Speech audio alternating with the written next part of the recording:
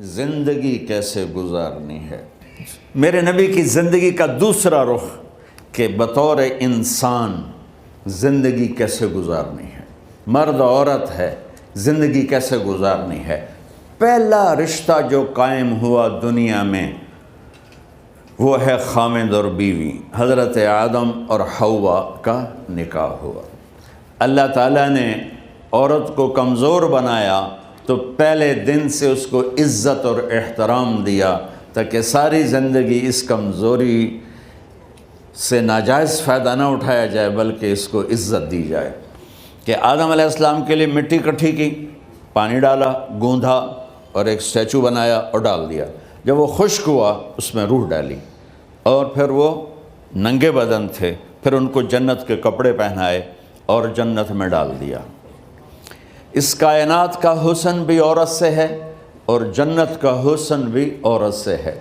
حضرت آدم علیہ السلام جنت میں، لیکن بابے جی دا دل ہی نہیں لگتا، کلے کلے ہی ٹورے پھر دیں۔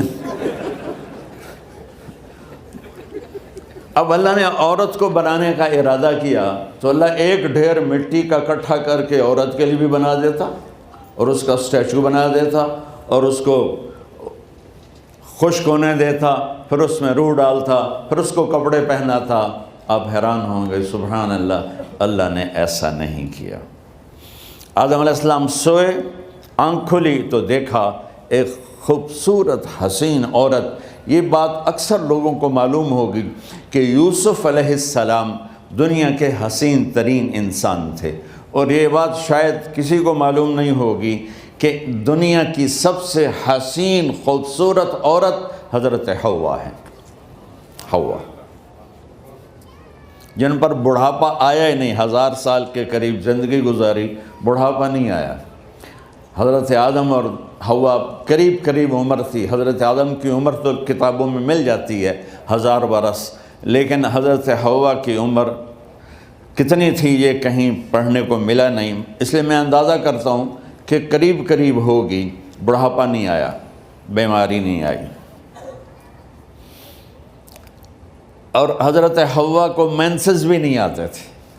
یہ عجیب بات آپ کو بتاؤں، اللہ نے اتنا جنت کا ان کے اندر نمونہ رکھا۔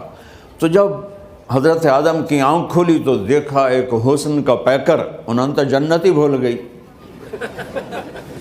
کہنے لگے یا اللہ ہن دل ٹھریا جا کے، یا اللہ کون ہے؟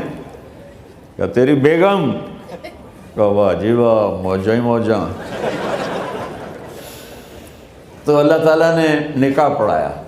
سبحان اللہ، اپنے نبی کی شان دوبارہ سنو۔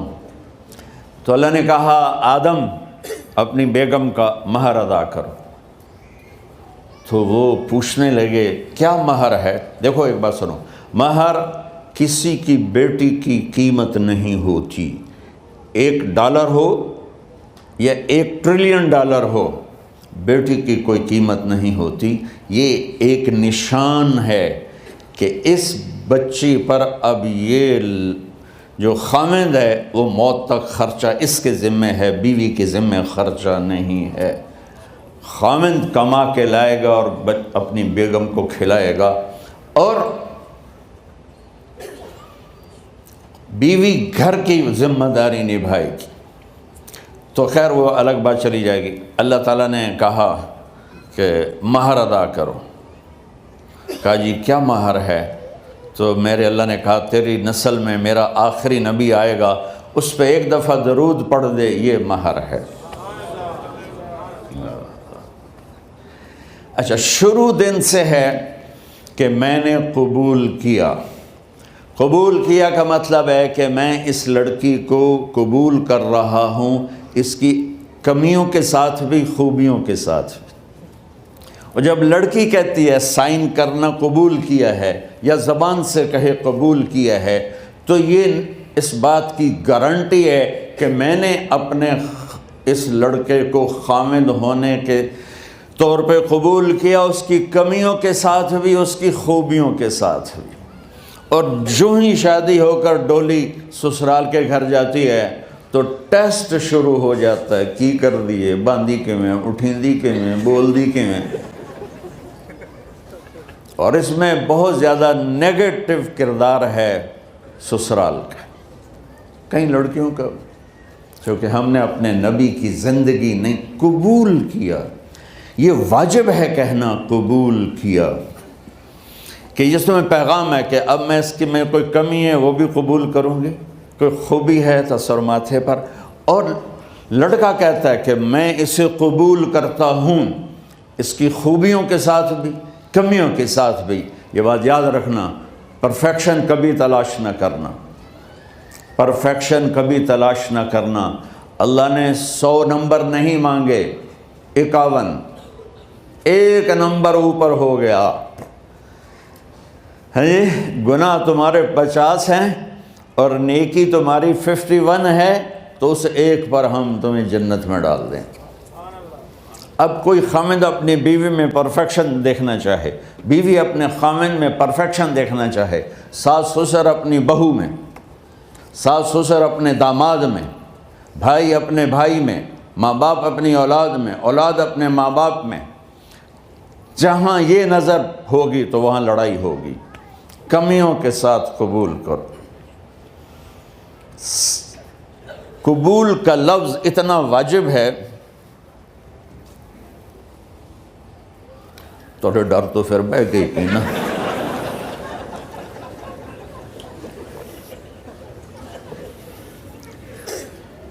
قبول کا لفظ اتنا ضروری ہے کہ اس کے بغیر نکاح ہی نہیں ہوتا۔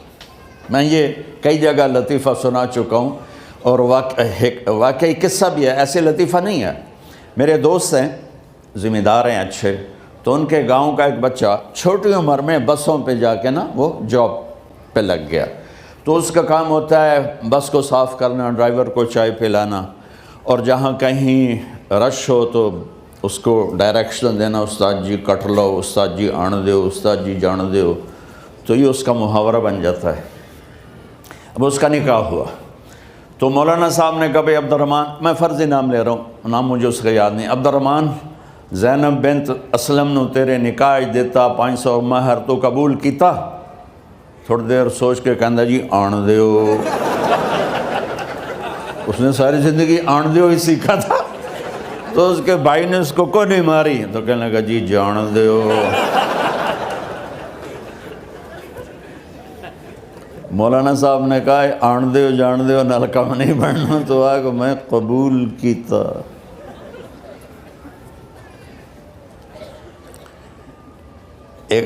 یہ بھی صحیح واقعہ سنا رہا ہوں۔ ایک نوجوان نے بیوی کو 3 طلاق دے دی کٹھی، اب ہو گیا پریشان، مولانا صاحب کے پاس گیا، کوئی میرے جیسا ہوگا۔ مولانا صاحب 3 طلاق دے بیٹھا، کوئی مسئلہ کا حرام؟ کہا جی کوئی رستہ حرام، کوئی گنجائش حرام۔ اس نے جیب سے موٹا سا لفافہ نکالا اور مولانا کے جا نماز کے نیچے ڈال دیا کہ مولانا صاحب کوئی گنجائش؟ کہ ہن تو سوچنا ہی پوے۔ کی آکھیا یہ تو اپنی بیگم نو؟ اس آکھیا جی میں آکھیا ہی 3 طلاق، اس آکھیا مبارک ہوئے طلاق نہیں ہوئی۔ میں آکھیا جی او کیویں؟ آکھیا او جڑا یہ طلاق ہے عربی دا لفظ، اس سے چاکھنا پمدا ہے طلاق۔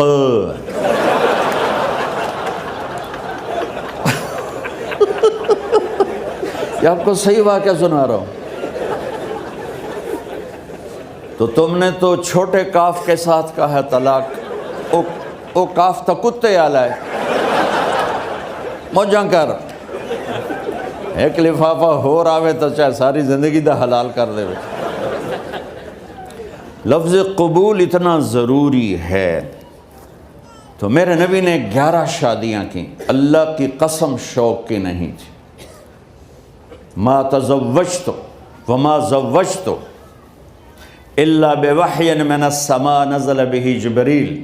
کہ لوگوں سن لو میری بات غور سے، مجھے عورت کی کوئی رغبت نہیں ہے، میں نے جہاں شادی کی، جہاں بیٹی کی شادی کی، پہلے اللہ نے آسمان سے جبریل بھیج کے حکم دیا، پھر میں نے قدم اٹھایا۔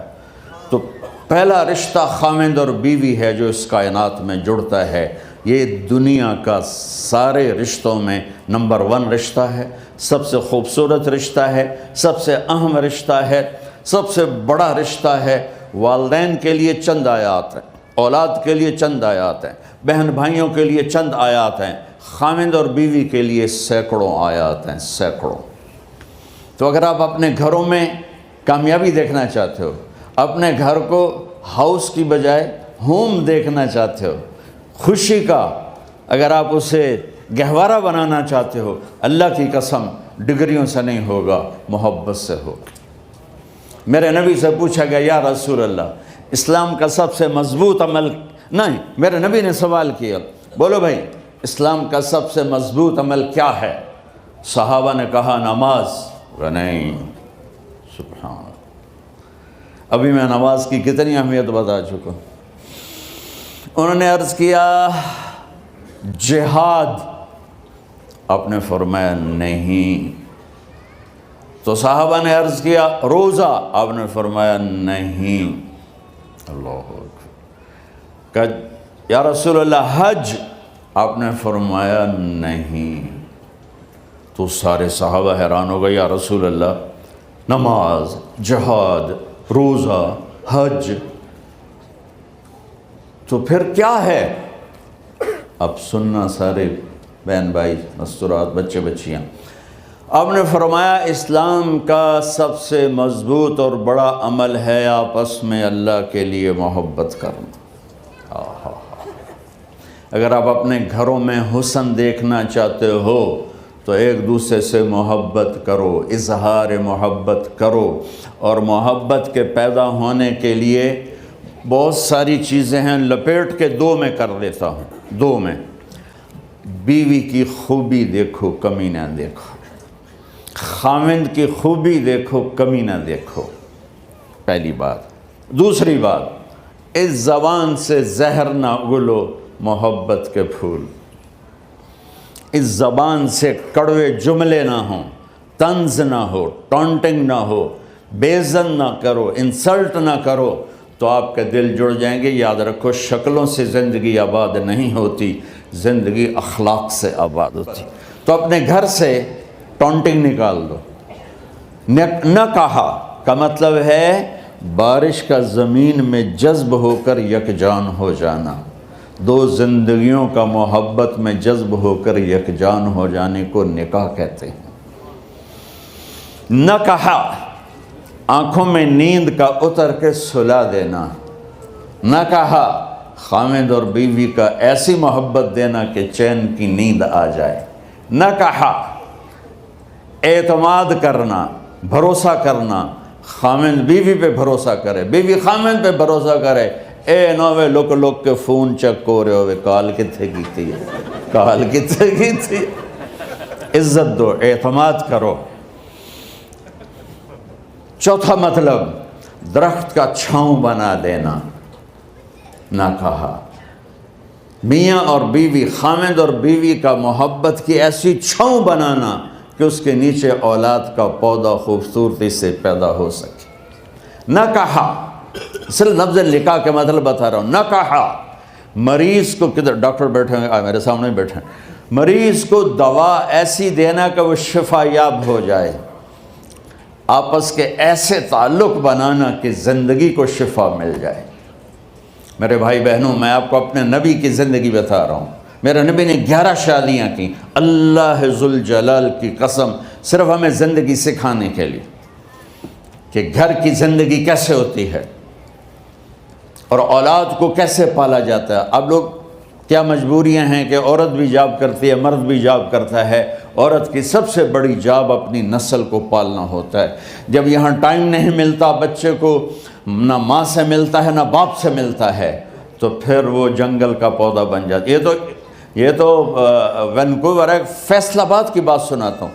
میرے بچے جس اسکول میں پڑھتے تھے ان کے پرنسپل سے میری دوستی تھی، میں ملنے گیا ایک دن، تو کہنے لگے جی عجب واقعہ ہوا ہے کہ یہاں 2 بچے پڑھتے ہیں، ان کی ماں بھی ڈاکٹر ہے اور باپ بھی ڈاکٹر ہے، تو وہ دونوں آئے ہیں میرے پاس کہ ہمارے بچوں نے 3 دن ہو گئے ہیں گھر میں کھانا نہیں کھایا، تو ہم پریشان ہیں، ہمیں بتاتے نہیں، کائنڈلی آپ پوچھ کے بتائیں کہ وہ کھانا کیوں نہیں کھا رہے۔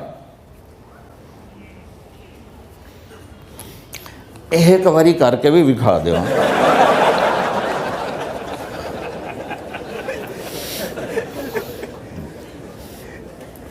ہمارا دین اتنا خشک نہیں، ہمارے مولوی صاحبان نے زیادہ خشک بنا دیا. تو انہوں نے دونوں بچوں کو بلایا. سننا، سارے فیملیز بیٹھے ہو جہاں میں فیملی کی زندگی کو فوکس کر کے نبی سے جوڑ کے بتا رہا ہوں، طارق جمیل کے تجربے نہیں بتا رہا. دونوں بچوں کو بلایا. بیٹا آپ کھانے کو نہیں کھا رہے؟ کہا جی ہم اپنے ممی اور بابا کے سامنے نہیں بتائیں گے. تو انہوں نے دونوں کو باہر بٹھا دیا. پھر پوچھا اب بتاؤ کیا مسئلہ ہے؟ ان کا سر ہم صبح جب ناشتہ کرتے ہیں تو ہمارے ممی ڈیڈی سو رہے ہوتے ہیں، ہماری ان سے ملاقات نہیں ہوتی. جب ہم اسکول سے واپس آتے ہیں تو ممی ڈیڈی اپنے میڈیکل کالج میں ہوتے ہیں، ہاسپٹل میں ہوتے ہیں، تو ہمیں ان کو دیکھنے کا موقع نہیں ملتا. شام کو جب ہم کھانا کھاتے ہیں تو یہ دونوں اپنے پرائیویٹ کلینک میں ہوتے ہیں، تو ہم ان کو دیکھ نہیں پاتے.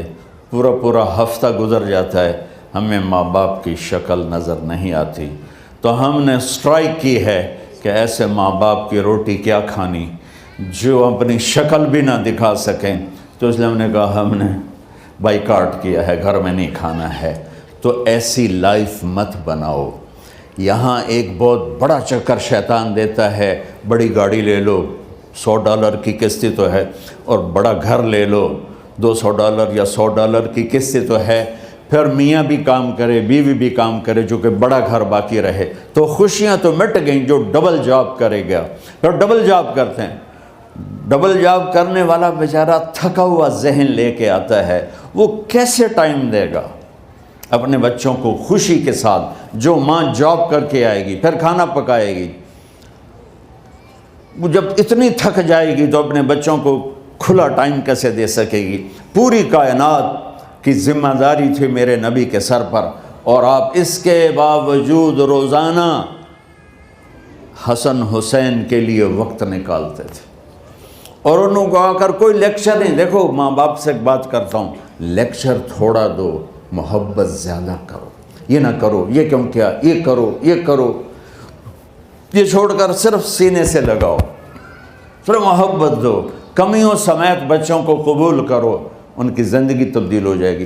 اتنے بڑے نبی، اتنی بڑی ذمہ داری، اور اتنا درد سینے میں کہ آپ کے سینے سے ایسے ابلنے کی آواز آتی تھی جیسے ہانڈی ابلتی ہے.